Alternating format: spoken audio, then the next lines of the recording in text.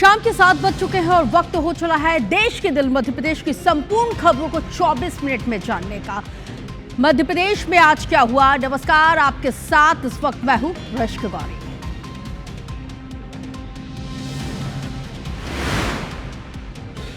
राजा हत्याकांड की जांच करने आरोपी शिलोंग को लेकर रतलाम पहुंची मेघालय पुलिस की एसआईटी टीम। शिलोंग के ससुराल से लैपटॉप मिलने की खबर। जबलपुर में आर्मी से रिटायर्ड कैप्टन आकांक्षा अरोरा का जबरन धर्मांतरण, पति और सास ससुर गिरफ्तार। जॉय स्कूल संचालक अखिलेश मेबन के बेटे से हुई थी शादी।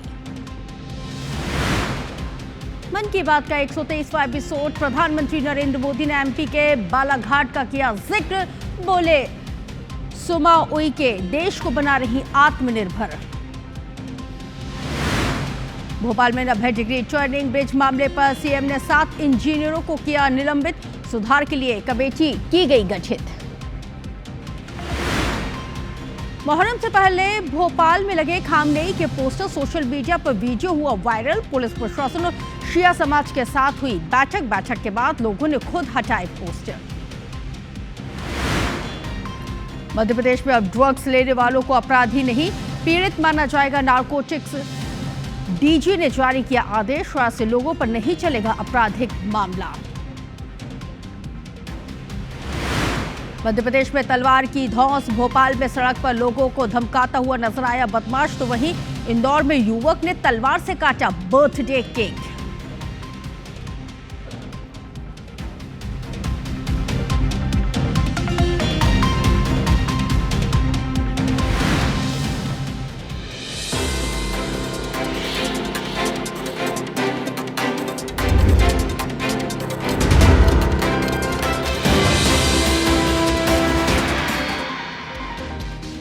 तो चलिए बुलेटिन में सबसे पहले बात करेंगे राजा हत्याकांड का रतलाम कनेक्शन। जी हां, और बात कर रहे हैं इंदौर के बहुचर्चित राजा रघुवंशी हत्याकांड की जांच कर रही शिलोंग एसआईटी की टीम शनिवार देर रात इंदौर पहुंची। टीम ने हत्याकांड के आरोपी प्रॉपर्टी ब्रोकर शिलोंग जेम्स को अपने साथ लेकर MR3 स्थित उसके घर में पहुंची, जहां पर गहन तलाशी ली गई है। शिलोंग पुलिस की टीम का फोकस राजा रघुवंशी और साथ ही सोनम रघुवंशी से जुड़े हुए ज्वेलरी की तलाश पर है। हत्या के बाद आभूषण कहां गायब हो गए, जिनके बारे में शिलोंग जेम्स से लगातार पूछताछ जारी है और जांच दल ने शिलोंग के घर की तलाशी ली है, जिसके बाद Shillong SIT team Shillong James को लेकर रतलाम पहुंची। रतलाम में शिलोंग जेम्स के ससुराल पहुंची है, जहां पर लगातार तलाशी अभियान चलाया गया। और ये तस्वीर इस वक्त आपके टेलीविजन सेट पर। तो रतलाम में शिलोंग पुलिस की एसआईटी आरोपी शिलोंग जेम्स को लेकर यहां पे मंगल मूर्ति कॉलोनी पहुंची, जहां पर शिलोंग जेम्स के ससुराल से एक बैग को जब्त किया गया। ये बैग किचन में छिपाकर रखा गया था। बैग में लैपटॉप मिलने की जानकारी सामने आई है। एसआईटी के साथ शिलोंग जेम्स की पत्नी और साली भी मौजूद रही और इस बैग के अंदर रखी ज्वेलरी और सभी सामानों को शिलोंग पुलिस है उसने शिलोंग के ससुराल से यहाँ पे जब्त किया है और इसको लेकर इंदौर रवाना हो गई। तो वहीं शिलोंग पुलिस ने इस पूरे मामले में भी कुछ भी कहने से इनकार कर दिया। आपको बताते चले कि शिलोंग जेम्स तो वो ही प्रॉपर्टी ब्रोकर है जिसने हत्याकांड के आरोपी विशाल को फ्लैट किराए पर दिलवाया था, जहां पर राज और सोनम ने फरारी काटी थी।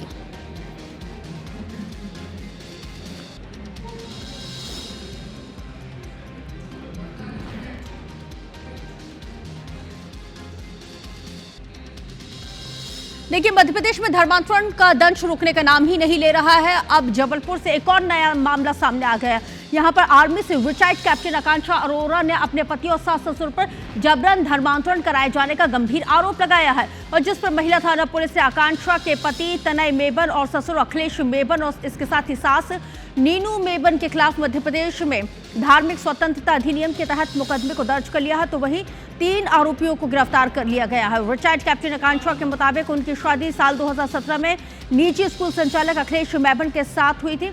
आर्मी ऑफिसर बेटे तनय मेबन के साथ हुई थी। इसके साथ ही आरोप तो ये भी है कि शादी से ठीक पहले ससुराल पक्ष ने आकांक्षा का हिंदू से ईसाई धर्म में परिवर्तन करवाया था। शादी के बाद लगातार रोज प्रताड़ित किया जाता था। साल 2020 में उन्हें घर से निकाल दिया गया। बहरहाल आकांक्षा अरोरा मायके में रह रही हैं। आपको बताते चले कि आकांक्षा का ससुर अखिलेश मेवन वही निजी स्कूल संचालक हैं जिसे हाल ही में भगवान राम पर विवादित टिप्पणी किए जाने के मामले में पुलिस ने गिरफ्तार किया था और कुछ दिन पहले ही वो जमानत पर जेल से बाहर आए हैं।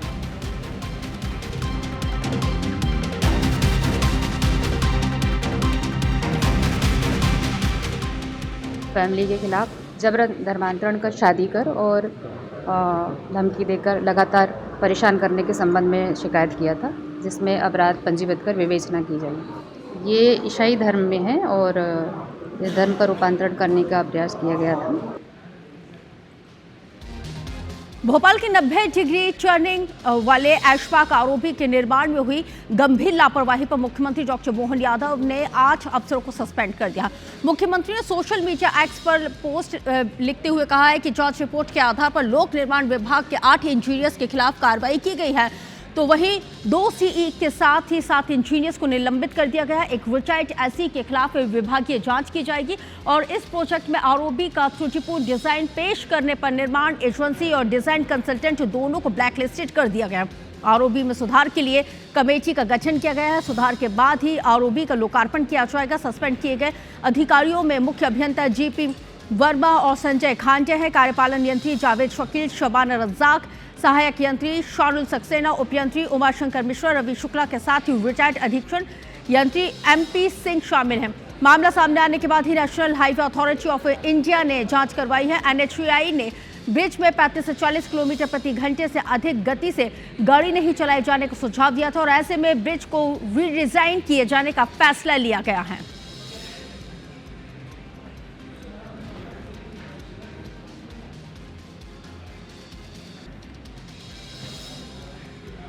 तो देखिए, मध्य प्रदेश में ड्रग्स लेने वालों को अब अपराधी नहीं माना जाएगा बल्कि पीड़ित माना जाएगा। MP narcotics DG KP Venkateshwar Rao ने इस संबंध में एक आदेश को बकायदा जारी किया और इस आदेश के मुताबिक अब ऐसे लोगों पर आपराधिक मामला दर्ज नहीं किया जाएगा।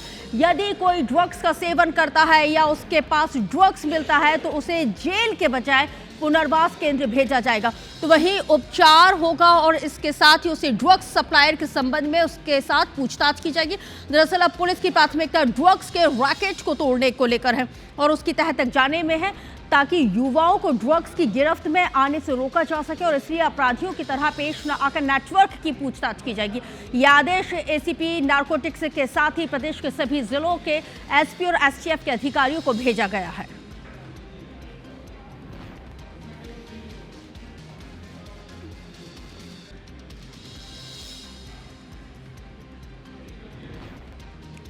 भोपाल रेलवे स्टेशन के प्लेटफॉर्म नंबर 6 के पास ईरानी डेरे में इस बार मुहर्रम के मौके पर ईरान के नेताओं और धर्म गुरुओं के पोस्टर्स लगाए जाने का एक मामला सामने आया। प्रभावशाली धार्मिक और सैन्य नेता आयातुल्लाह अली खामनेई और इसके साथ ही अली खान अली और al Sistani, General Mohammad Bagheri, Qasim Soleimani जैसे अन्य लोगों के बड़े बड़े पोस्टर तिरंगे के साथ लगाए गए हैं। इस पोस्टर के माध्यम से खामनेई को हीरो बताया गया और मामले में डेरे के इमाम ने कहा है कि हम कोई सेलिब्रेशन नहीं कर रहे हैं बल्कि एक तरीके से ये हमारा वैचारिक प्रदर्शन है। हालांकि बाद में ईरानी डेरे से ये तमाम पोस्टरों को हटा लिया गया। मामले में बीजेपी प्रदेश अध्यक्ष वीजी शर्मा का कहना है कि देश विरोधी तत्वों और संदिग्ध गतिविधियों पर शासन प्रशासन गंभीरता के साथ नजर बनाए हुए है और कार्रवाई करेगा।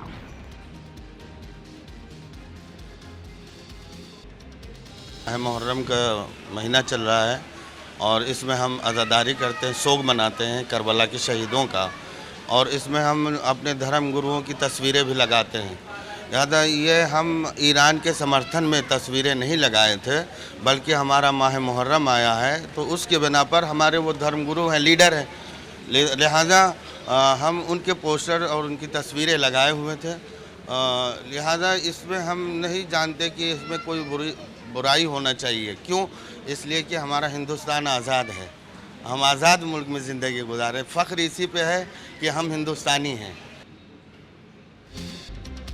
मुख्यमंत्री डॉक्टर मोहन यादव निवाड़ी जिले के पृथ्वीपुर में शनिवार को एक सभा को संबोधित करने के लिए पहुंचे हुए थे। कार्यक्रम में उस वक्त असहज स्थिति बन गई जब मुख्यमंत्री मोहन यादव ने उद्बोधन के लिए मंच पर मौजूद केंद्रीय मंत्री एवं सांसद डॉक्टर वीरेंद्र खट्टी को आमंत्रित किया। जैसे ही केंद्रीय मंत्री बोलने के लिए माइक के सामने पहुंचे वैसे ही बीजेपी नेता शैतान सिंह पाल ने माइक के सामने खड़े केंद्रीय मंत्री को पूर्व टोक दिया और इसके साथ ही आप अपनी बात 2 मिनट में ही खत्म कर दीजिएगा। इतना सुनते ही केंद्रीय मंत्री वीरेंद्र खटीक बुरी तरह से नाराज हो गए और वो माइक छोड़कर भाषण देने के बजाय वापस अपनी कुर्सी पर जा बैठे। इस दौरान शायद शैतान सिंह पाल को अपनी गलती का एहसास हो चुका था और उन्होंने केंद्रीय मंत्री का हाथ पकड़कर उन्हें उद्बोधन दिए जाने के लिए माइक की ओर खींचने का भी भरपूर प्रयास किया, लेकिन नाराज केंद्रीय मंत्री अपना हाथ झटककर अपनी कुर्सी पर वापस जा बैठे और मंच पर मुख्यमंत्री के सामने ये सब कुछ चलता रहा। बाद में शैतान सिंह पाल ने सफाई देते हुए कहा कि वीरेंद्र खटीक मेरे बड़े भाई हैं और मैं उनका सम्मान करना चाहता हूं और जानता हूं, इसलिए मैंने उनको रोका था। अच्छा सम्मान के लिए पकड़ी लाए थे। अच्छा समाज की ओर से लाए थे, अखिल भारतीय महासमाज की ओर से लाए थे। बहुत प्यार करते हैं मेरे बड़े भाई। भारत के ताकतवर प्रधानमंत्री माननीय नरेंद्र मोदी जी की सरकार के ताकतवर मंत्री हैं। उन्होंने इस टीकमगढ़ का और इस मध्य प्रदेश का विकास किया है, तो पहले मेरी इच्छा थी कि उनका सम्मान करूं और मुझे बड़ी खुशी हुई सम्मान। भारतीय जनता पार्टी आने वाले 3 दिनों में अपने नए प्रदेश अध्यक्ष की घोषणा कर सकती है और लंबे समय से प्रदेश अध्यक्ष के निर्वाचन की अटकलें लगाई जा रही थी, लेकिन अब बीजेपी प्रदेश अध्यक्ष वी.डी. शर्मा ने स्पष्ट कर दिया है कि आने वाले 3 से 4 दिनों में नया प्रदेश अध्यक्ष मिल जाएगा। हालांकि वी.डी. शर्मा ने अभी ये स्पष्ट नहीं किया है कि उनका कार्यकाल बरकरार रहेगा या फिर कोई नए कार्यकर्ताओं को या किसी नए कार्यकर्ता को इस जगह मिलेगी। तो वहीं वी.डी. शर्मा ने कहा है कि प्रदेश अध्यक्ष चुनाव की प्रक्रिया 30 तारीख से 1 व 2 तारीख को होगी। चुनाव प्रभारी धर्मेंद्र प्रधान 1 तारीख को भोपाल पहुंचेंगे। भारतीय जनता पार्टी का ये चुनावी वर्ष है। सभी देश के अंदर राष्ट्रीय अध्यक्ष तक की चुनाव की प्रक्रिया है।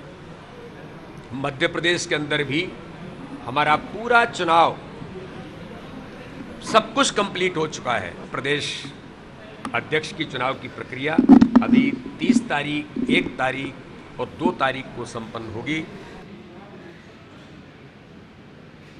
देखिए, उज्जैन में सरकारी व्यवस्थाओं की लापरवाही का एक और ताज़ा मामला बड़नगर के कजराना गांव से सामने आ रहा है। ये इस वक्त आपके टेलीविजन सेट पर, जहां पर यह अस्पताल बना दिया गया, लेकिन ये आज तक शुरू नहीं हो पाया है अस्पताल तक पहुंचने के लिए, क्योंकि सड़क नहीं है और खेत के बीचों बीच से यहां पर जाना पड़ता है। लेकिन अब बारिश शुरू हो गई है और इस वजह से लोगों को खासी दिक्कतों का सामना करना पड़ रहा है। सरकारी रिकॉर्ड में ये अस्पताल बन गया है, लेकिन ज़मीनी हकीकत सिफर है। जब सरकार ने 4 महीने पहले अस्पताल के लिए 58 लाख रुपए की अप्रोच रोड की स्वीकृति दी थी, लेकिन आज तक ये शुरू नहीं हो पाया और जो जिम्मेदार है वो ये कह रहे हैं कि अब जो भी काम होगा वो बारिश के बाद होगा। इंजीनियर की लापरवाही के कारण हुआ है ऐसा। माल वाल सब मटेरियल वगैरह सब कंप्लीट, अस्पताल भी बनके रेडी हो गया है, इसके ताले अभी तक नहीं खुले हैं। प्लस ये जो रास्ता है उनकी वजह से हो रहा है। रास्ता अगर कंप्लीट हो जाए तो अस्पताल चालू हो जाए। जो विभागीय कार्यवाही होती है प्रशासकीय स्वीकृति के लिए वो की, और जैसे इसकी प्रशासकीय स्वीकृति आई हमने तुरंत टेंडर लगा के कॉन्ट्रैक्टर फाइनल किए हैं। 10 दिन पहले इन्होंने अभी एग्रीमेंट किया। बारिश की वजह से थोड़ा सा काम रुका हुआ है, जैसी बारिश रुकती है काम हमारा स्पीड में चलेगा। इसका अवगत कराया था कलेक्टर साहब को, उन्होंने एस्टीमेट तैयार करवा कर पीडब्ल्यूडी को 58 लाख रुपए का सेंक्शन भी दे दी थी। उसके बाद पीडब्ल्यूडी के द्वारा टेंडर किए गए हैं और वेंडर भी नियुक्त किया गया है, भी आ चुके हैं। बस अप्रोच रोड जैसे ही बन जाएगा हम उसको प्रारंभ कर देंगे। तो चलिए इसी खबर के साथ मैं रश्मि गौरी आपसे लेती हूँ इजाजत। ब्रेक के बाद देखिए हमर बारी हमर गोट मेरी सहयोगी सृष्टि पांडे के साथ, क्योंकि सवाल आपका है।